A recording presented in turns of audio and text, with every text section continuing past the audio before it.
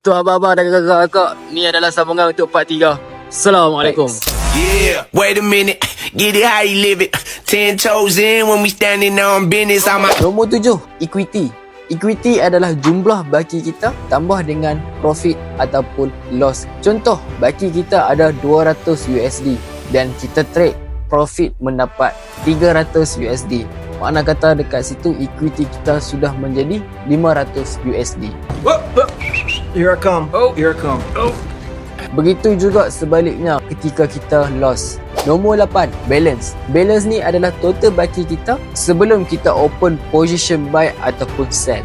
Dan nombor 9 ni ramai abang-abang dan kakak-kakak buat endah tak endah sahaja, iaitu SL dan TP. SL adalah stop loss. Stop loss ni adalah untuk menghadkan batas kerugian kita dan untuk mengamankan modal kita supaya kita tidak loss yang terlampau banyak. TP adalah take profit. Take profit ni adalah target profit kita yang sudah kita rancangkan ataupun yang sudah kita targetkan.